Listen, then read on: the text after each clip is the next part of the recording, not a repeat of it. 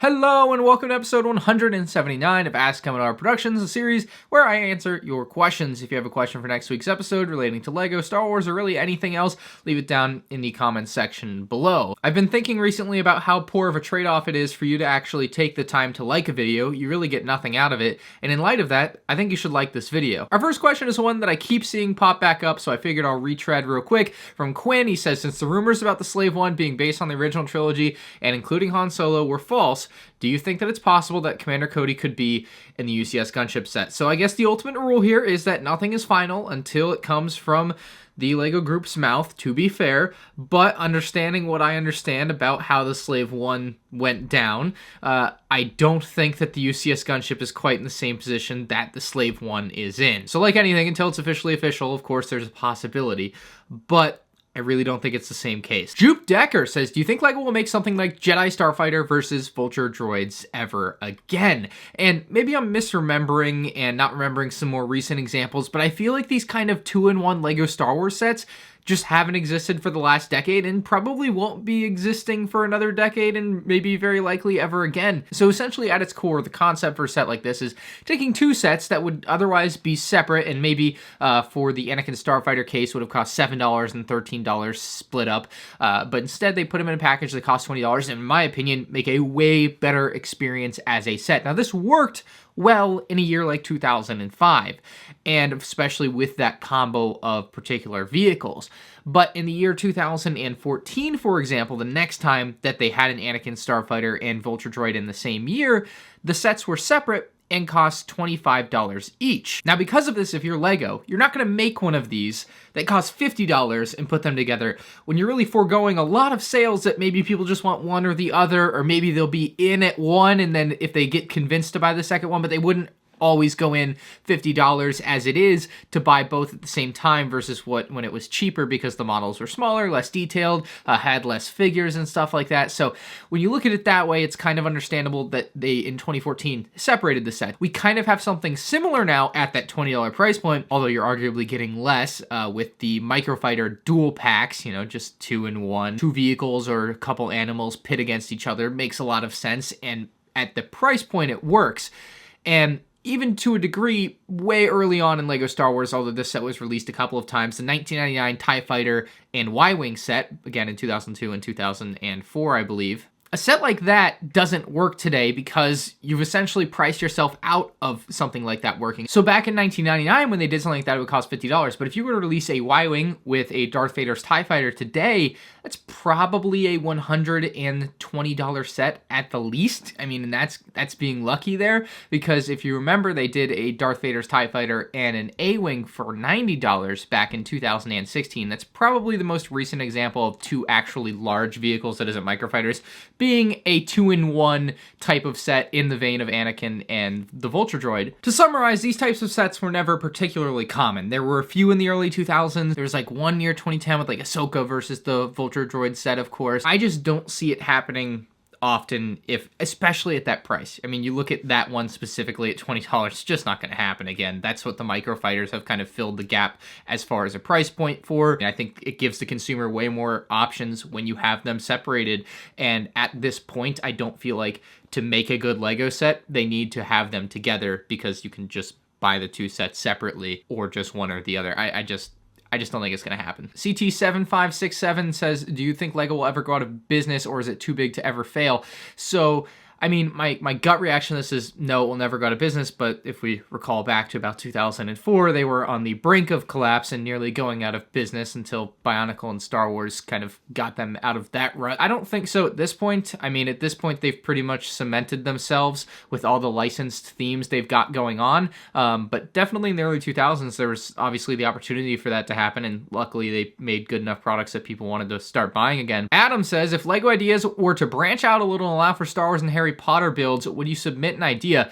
So first off, if they were ever allowed to do that, like, it's never gonna happen. They're never gonna allow people to submit Star Wars stuff to like LEGO Ideas. It would be an absolute disaster. It would be so, it would just be rough. But as far as like, would I do it? Of course I would do it. I mean, that would be really dumb of me not to. I would have such an opportunity to do something that I think is cool, first off, but also make money, because I think you get like 1% of the sales. So like, let's say, for example, if I had the opportunity to put the File First Battle Pack on LEGO Ideas and I got 1% of the sales, and that's $30 per sale, so I get 30 cents per unit. And let's say they sell 100,000, which I think is a pretty fair estimation, although it may be more. But even at that number, I'm just getting a check for $30,000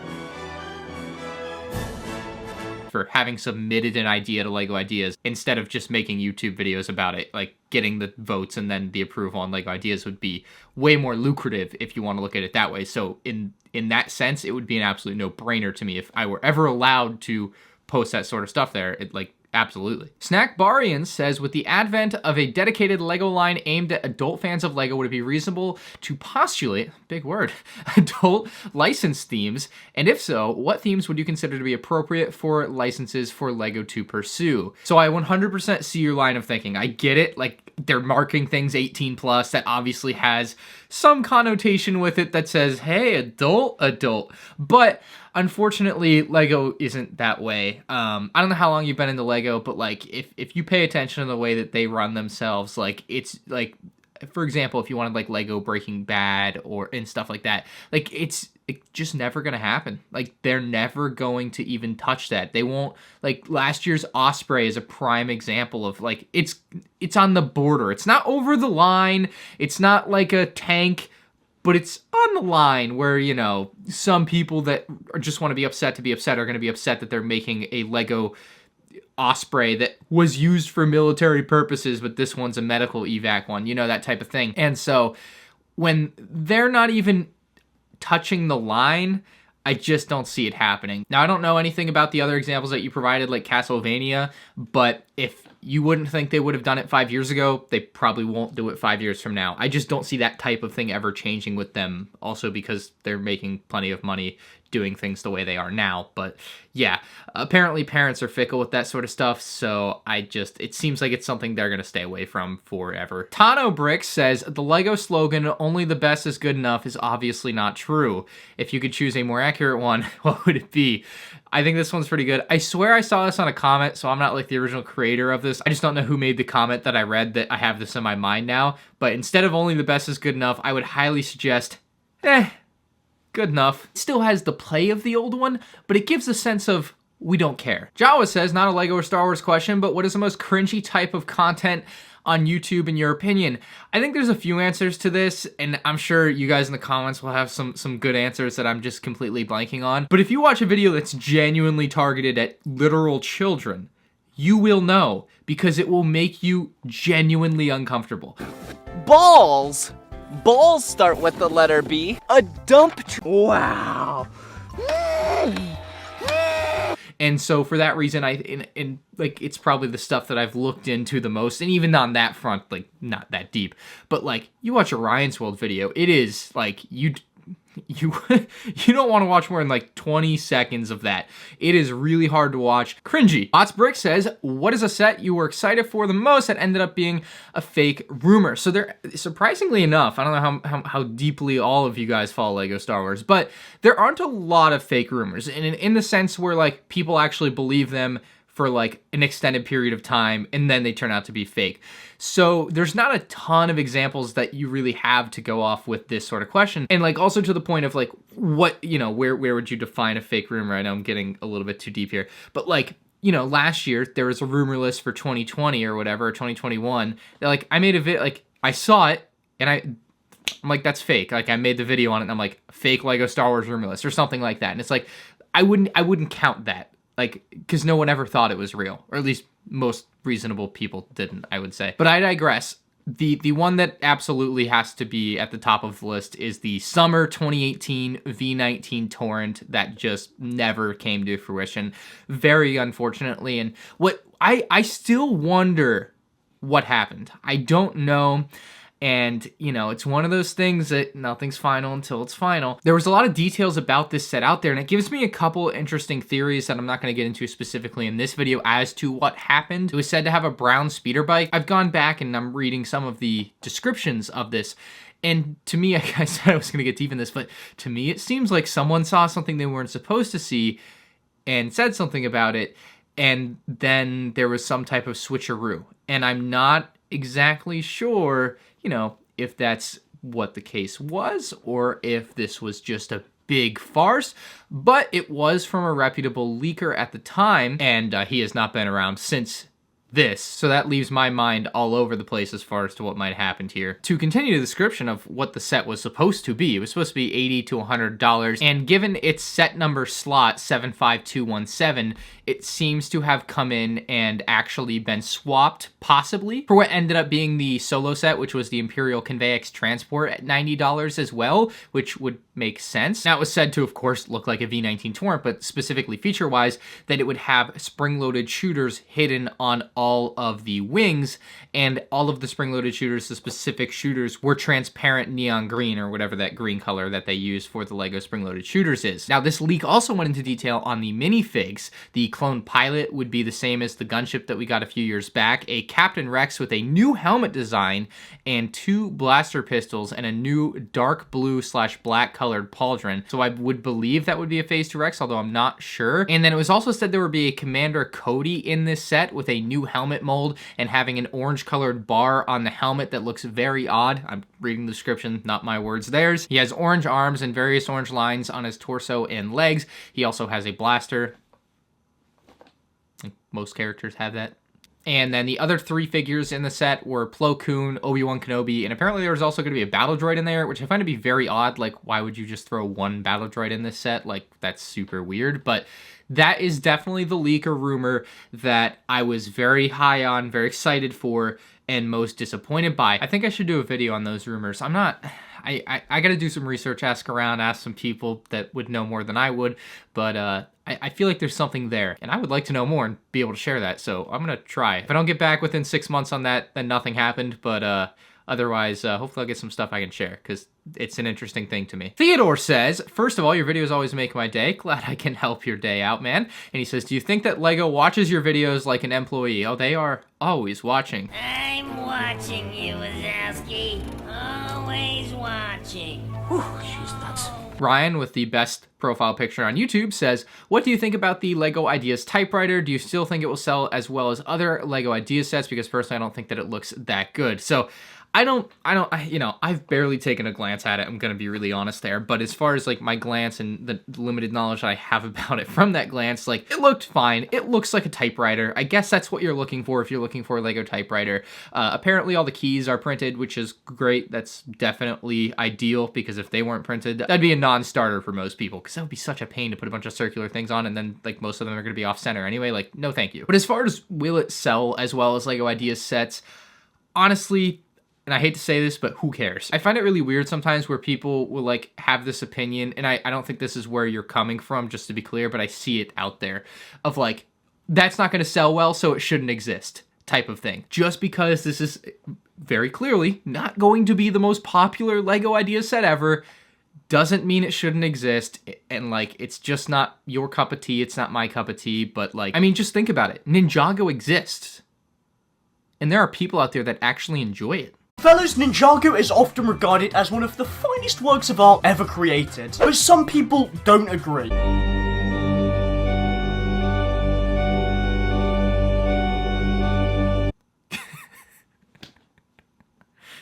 I'm about to get like 37 dislikes from the Ninjago kids, oh boy. Ben Cook says, will you be drop testing the world map art set because it is the new set with the most pieces? I think I said this. I think I said I would do another video with the next biggest set when they release the next biggest set.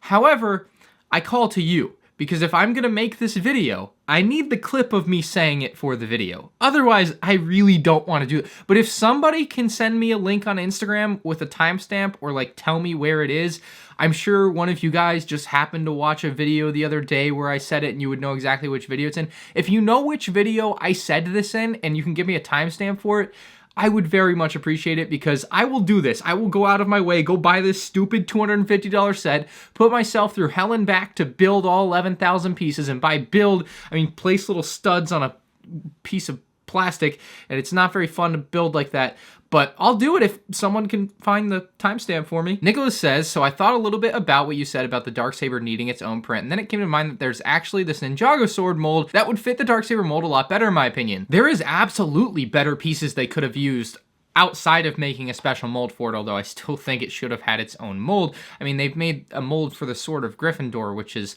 something that you don't see in too many sets, and it's a really intricate mold. They really should have made a mold for the Darksaber, in my opinion, and even so, I mean, you could have just used a regular black sword like this one here, and it would have been a more accurate representation of what the Darksaber is than a literal lightsaber hilt and a round blade, because the blade isn't round and it doesn't use a lightsaber hilt. The blade is shaped like a sword, and its hilt is kind of like this one's. It's so weird to me that they're still using the lightsaber system for it. It's just the wrong move, in my opinion, but it is what it is, I guess. Consistency is key. It's been the same since 2012. Xander says, in the LEGO Instagram post, they say, let the siege of Mandalore begin. That's the quote. Do you think they will release more sets based off the arc like battle packs for next year? Or is it LEGO just reminding us what the sets are based on since they are over a year late? So this seems like marketing to me. However, it is very fun to read into things more than you should. And so the wording is probably very carefully chosen by somebody somewhere. And there is a chance that the wording was chosen like this so that the Siege of Mandalore continues, or something, can be the next marketing ploy in 4 to 6 months whenever they release marketing for the January lineup of sets, if there's another Mandalore or a couple more Mandalore-style sets. Entirely possible. But for what it's worth, I don't think that's the case, but it's definitely there. Could be. Paul Hawkins says, what do you think the chance of getting a buildable C-3PO to match the scale of the, not UCS R2-D2?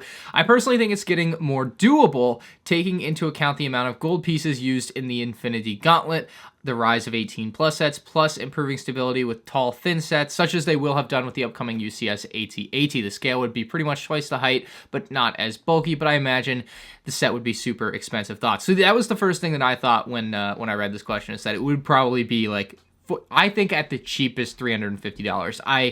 I mean, R2-D2 is already $200, but then again, he would be thinner, so that's fair. But maybe the gold pieces cost more. I'm not exactly sure with that particular type of color for LEGO if it actually costs them more or not. But I would be hard-pressed to see this ever happening. I'm just trying to think, you see R2-D2 right there.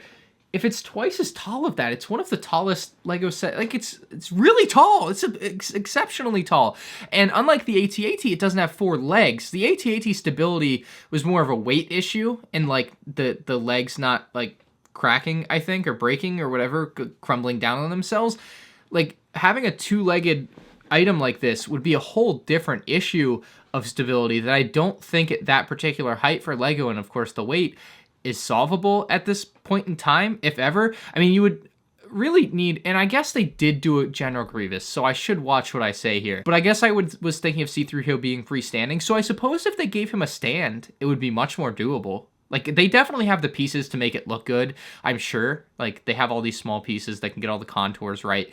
But it would really come down to price, which I think would be in the $350, $400 range, and it would have to be on a stand, I think. I don't think you could do it without having a base for it, because otherwise it would be way too unstable. That's just my 2 cents, but yeah, I would not be opposed to it happening, but I can't see that thing on shelves in my mind. Last question from Jason Martin says, anyone else notice the flowery dress with the number 33 hanging on the door, slightly moving from the wind? Once I saw it kept distracting me. Well, Jason, it's not a flowery dress, man. Hoovy Head has a more appropriate description of what it is. It's a sick Larry Bird jersey, not a flowery dress. It's a Mitchell & Ness floral Celtics Larry Bird jersey. It took me forever to find one in the size that I needed, medium, and even at that, it's not like other ones were readily available. So if you're looking for one, because I saw some people asking me where I got it because they wanted to get one, it's going to be tough. It took me many months to track down. I don't know how they released it. It wasn't expensive, but it was just really hard to find. So that's what it's called. Good luck searching for it.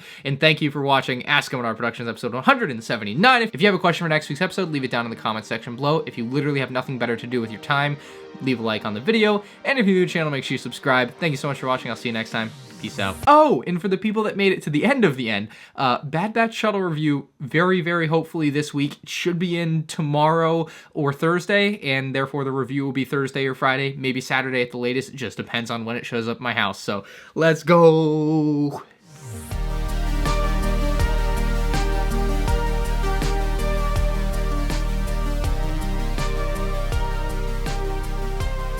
Congratulations, you've made it to the post-credits scene. This is a preview of the Yavin 4 that I'm working on.